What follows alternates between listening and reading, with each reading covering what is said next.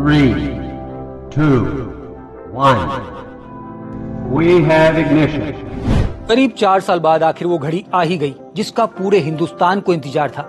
चंद्रयान 3 की लॉन्चिंग का रिहर्सल सफलतापूर्वक पूरा हो चुका है और अब पूरी दुनिया की निगाहें भारत पर टिकी हैं। भारत के श्रीहरिकोटा के लॉन्च सेंटर से चांद की सतह तक पहुंचने में चंद्रयान 3 करीब 3.84 लाख किलोमीटर का सफर तय करेगा। इतनी लंबी दूरी है तो जाहिर है कि सफर में समय भी लगेगा और चंद्रयान 2 के असफल मिशन से ये भी अनुभव हो चुका है कि ये सफर आसान नहीं होगा। नमस्कार, मैं हूं प्रदीप राघव। विभिन्न स्रोतों से इकट्ठा की गई जानकारी के आधार पर मैं आपको बताने की कोशिश कर रहा हूं कि चंद्रयान 3 का सफर कितने दिनों में पूरा होगा और ये किन किन चरणों से गुजरेगा। तो सबसे पहले आपको बता दूं कि चंद्रयान 3 चंद्रमा की सतह पर 10 चरणों में पहुंचेगा। चंद्रयान 3 के सफर का पहला चरण धरती केंद्रित है। इसमें 3 स्टेज आती हैं। पहली स्टेज है लॉन्चिंग से पहले की और दूसरा स्टेज है लॉन्चिंग और रॉकेट को अंतरिक्ष तक ले जाने की और तीसरी स्टेज होगी धरती यानी पृथ्वी की अलग अलग कक्षाओं में चंद्रयान 3 को आगे बढ़ाना। खास बात यह है कि इस दौरान चंद्रयान 3 पृथ्वी के चारों तरफ करीब 6 चक्कर लगाएगा और फिर अगले चरण की तरफ बढ़ चलेगा। इस सफर का दूसरा चरण होगा लूनर ट्रांसफर। इस फेज में ट्रेजेक्ट्री का ट्रांसफर कर स्पेसक्राफ्ट को चंद्रमा की तरफ भेजा जाएगा और स्पेसक्राफ्ट लंबे ऑर्बिट से होते हुए चंद्रमा की तरफ बढ़ेगा।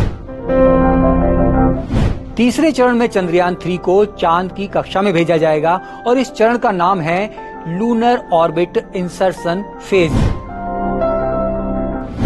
चौथे चरण में चंद्रयान 3 चंद्रमा की कक्षा में 7-8 चक्कर लगाने के बाद ऑर्बिट चेंज करेगा और 100 किलोमीटर ऊंची अगली कक्षा में चक्कर लगाना शुरू कर देगा।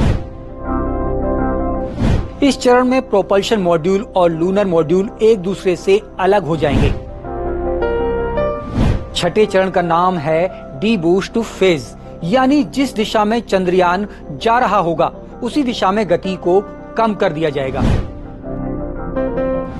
यह है प्री लैंडिंग फेज होगा, यानी लैंडिंग से ठीक पहले की स्थिति। इस फेज में लैंडिंग की तैयारी शुरू कर दी जाएगी। अब ये वही चरण होगा जिसमें चंद्रयान 3 की लैंडिंग कराई जाएगी। 9वें चरण में लैंडर और रोवर चंद्रमा की सतह पर पहुंचकर सामान्य होने लगेंगे। एक अनुमान के मुताबिक करीब 6 हफ्ते बाद ये तारीख 23 या 24 अगस्त होगी। रोवर चंद्रमा पर करीब 2 हफ्ते तक रहेगा और चंद्रमा की सतह और उसके नीचे होने वाली हलचलों के अलावा वायुमंडल का अध्ययन करेगा। 10वें चरण में चंद्रयान 3 का प्रोपल्शन मॉड्यूल वापस चंद्रमा की 100 किलोमीटर ऊंची कक्षा में पहुंचेगा। बता दें कि चंद्रयान 3 की लागत करीब 6 अरब रुपए बताई जा रही है। इतनी बड़ी लागत के साथ इस मिशन की कामयाबी भारत के लिए एक मील का पत्थर साबित होगी।